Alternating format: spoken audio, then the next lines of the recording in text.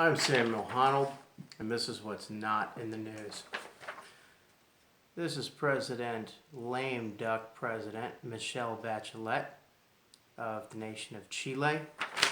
Her final act in her lame duck presidency, her very last week in office, she approved the new TPP, the TPP 11, the Trans-Pacific Partnership reboot without the United States, which was, of course, the anchor for the whole thing. Says that she assessed the role of Chile together with Japan in the idea of revitalizing the TPP when the United States stepped aside from the treaty in 2017. Of course, Donald Trump went and canceled the treaty his first day in office as the President of the United States, seeing that it was not going to be for the benefit of America, and that it had provisions in it that superseded national law. Why would any nation, a sovereign nation with its own army and bullets to defend itself, its own elected officials, sign away their sovereignty to another organization?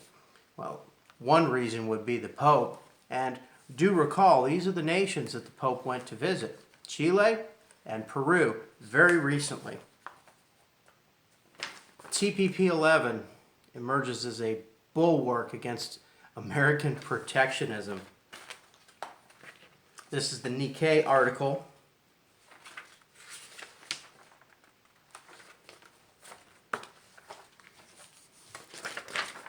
Monday morning, there's a new president in Chile, Sebastián Piñera. This is a Trumpist president. Look, there he is with the Texas flag and Old Glory. He's very much on the same page with the resurgence of Americanism and nationalism and the ideals of national sovereignty, which are uniquely American. They really began here. After England as the first Protestant nation, the United States became, as Ephraim and Manasseh, the United States, the last and the greatest, came up and developed the ideas of sovereign nations and standing up to heathen kings and standing up to supranational organizations.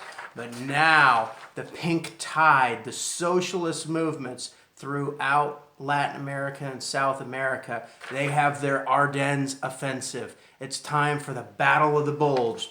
My grandpa fought in the Battle of the Bulge, and the Germans broke out from their lines and they fought ferociously. And the United States and the English fought ferociously as well. This is the Battle of Bastogne right here, surrounded. This is what is the culmination of the Band of Brothers, is the 101st Airborne going in, defending Bastogne. Grandpa bombed us with his B-17 group out of the 8th Air Force, burnt the forests down. He is a forester by training and a degreed forester from the University of Iowa State. It was really hard for him to look out the window and see the forest all on fire. But that's the fierceness of the fighting when the Germans counterattacked and tried to break out. Well, that's what's happening right now in the Americas.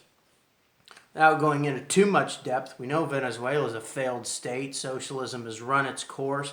They're looking for a savior. We really need to watch out for the BRICS, the Brazil, Russia, India, China, and South Africa. If they develop a new currency and come in and start buying all of Venezuela's oil, and Iran's going to be a part of that. They're going to get in on it, trading in whatever currency they select. So you need to know that these people aren't just stupid. They're holding on and waiting for the cavalry, and the cavalry would come in the form of a new economic world order. Bolivia is a failed state. Their president grew up farming cocoa. They've got their own saber rattling going on.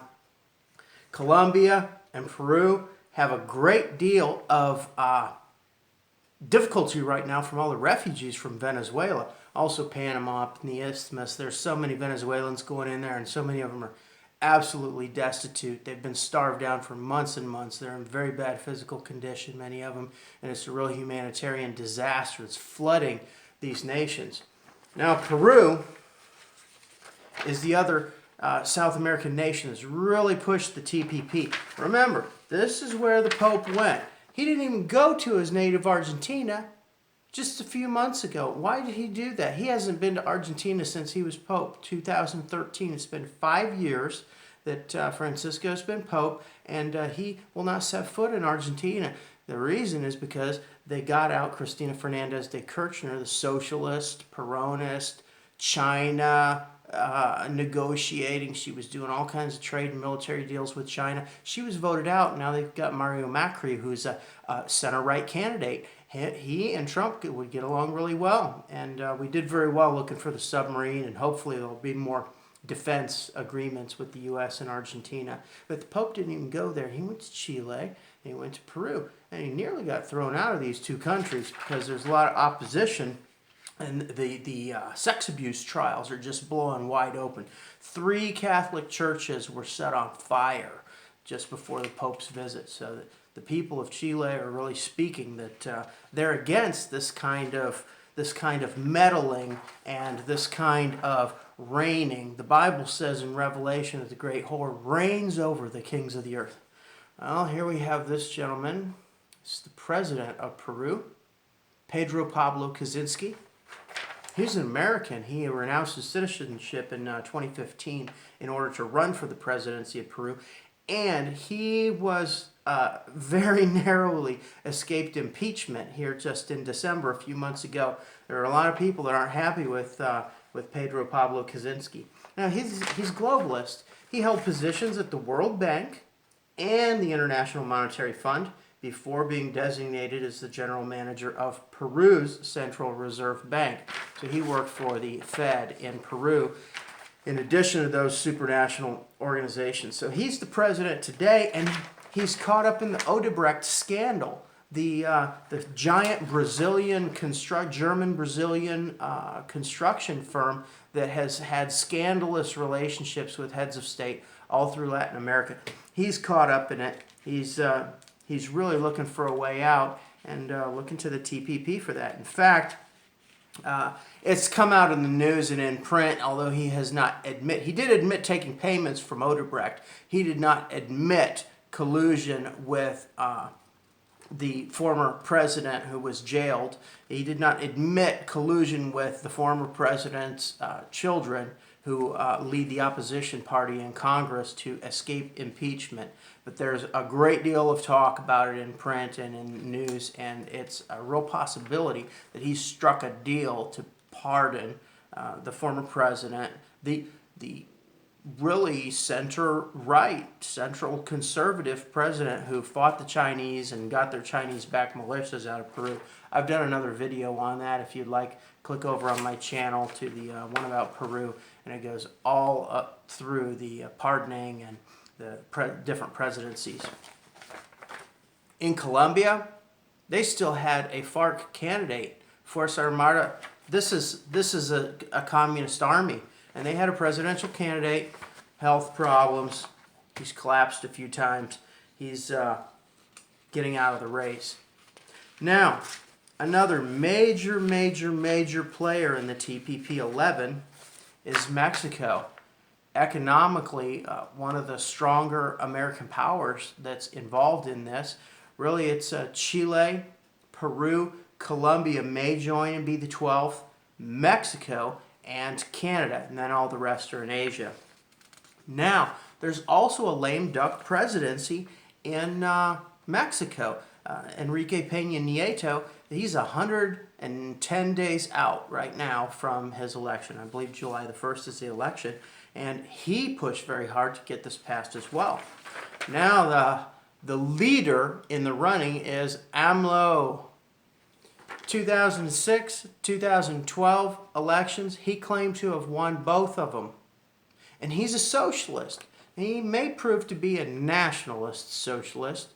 And I'm not quite sure where he stands on TPP, but you see there's a push to get it done before there's an opportunity for him to become elected. Really, there's an expectation that it be ratified fully. Nikkei says they expect this treaty to be fully in effect within 6 months, that there will be a ratification of no less than 6 of the nations, should be a majority at this point, and then the treaty will go into effect. We'll see what AMLO will do. The fact is, there's another wife of a president that's trying to run against him. This is Margarita Zavala de Calderón. She's the wife of President Felipe Calderón, who was the officially declared winner. I have another teaching on that. It may not be uploaded yet. I may have that one just in print. About Calderon and AMLO and the controversy over the winning of the 2006 presidential election. But now, Calderon being barred from the presidency again. Mexican law is they serve 1 6-year term and they cannot be reelected. So here we go, the Hillary Clinton trick. But it's been done before. Biblically, the husband and wife are one flesh, and that's one person. And so a man being president and then his wife being president then after him in another term when the man's barred from a term is kind of synchronon. It's silly, yet the world is swallowing this for whatever reason. And this is the one who actually did it, Cristina Fernandez de Kirchner. Her husband was Nestor Kirchner, president of Argentina, and she came and won the presidency after him. Of course, Evita did it before her. Evita wasn't really president, but Evita was famous, and if she had lived, people would have wanted her to be president. Anyway, Cristina Fernandez de Kirchner was president. Socialist, leftist, Peronist, they call them in Peru after the godfather of politics in, Argentina, president of Argentina. This is where a lot of Nazis went, and Nestor Kirchner was first generation descendant of German immigrants, so she carries that name. She got voted out of the presidency, and now there is a warrant out for her arrest. We'll see if she's stripped of her immunity. Had to do with trading, including Iran, and allowing Iran being involved in Iranian terrorist activities in her own nation. And here she is with then Mexican President Felipe Calderon, won in 2006 and was president from 2006 to 2012. Now these two look pretty cozy. So as we get on with the Mexican election, it's either going to be AMLO or it's going to be Calderon's wife, in the image of Cristina Fernandez de Kirchner, the wife of a former president, running. Now, this whole thing could really be uprooted. I hope President Trump will call Sebastián de Piñera on Monday, congratulate him on his election win and taking the office. He's a billionaire businessman, by the way. And he was president before also, non-consecutive terms in Chile. So he's won again. I really hope that President Trump calls him and says, Mr. President, the first thing that I did is go down and cancel TPP when I took the Oval Office, and I think that you should do the same. And let's negotiate an agreement for trade between Chile and the United States, and let's negotiate agreements around the world. They produce a lot of copper. Chile has mines. It's a beautiful place. They have agriculture that's very strong. They produce a lot of things, and they need a lot of consumer goods. So this should be a nation that goes forward. The silver bullet to kill the whole thing is going to be the election of the right man in Mexico. Now that's a choice that the Mexican people make if the system's not rigged, which the people said it was in 2006 and in 2012. Who weighed in to settle all differences and to confirm the election in 2012? Obama, the master of rigged systems. Sounds to me like the fox in the chicken coop. But there is a man, Mr. Trump. He's in United States custody because he's been accused by the swamp of some crimes. Tomas Yarrington. This is the man who could win. This is the man who will cancel treaties that are against Mexican interest and interest of other reasonable nations and neighbors, to include the United States. He was very close to Rick Perry and the Bushes when, of course, George Bush was governor of the neighboring state across the Rio Grande. Yarrington was governor of the state of Tamaulipas in Mexico. And George Bush was governor of Texas. And then later he was friends with Rick Perry. He's been to the Oval Office several times. Mr. President, you pardoned the submariner, Christian Saucier. And I thank you for doing that. I signed his petition. I was number 700 and something to sign his petition for a presidential pardon. He broke the law. It was a very small thing in comparison to what the swamp has done and what Hillary has done. And now, if we really want to kill the TPP, let's get Tomas Yarrington out of the dungeon. He's in United States custody. He has to answer for charges in the United States, whether or not he was involved with the drug cartels. So let's figure it out. Let's figure it out if he's innocent or guilty. You know, we have a constitutional right to a speedy and public trial. And I think that if this man is cleared of all charges, and that if it's proven that those charges were fabrications against him, I believe that the Mexican people will choose this man to be their president, and he will drain the Mexican swamp. Wouldn't that be a beautiful thing? I'm Samuel Honold. That's what's not in the news.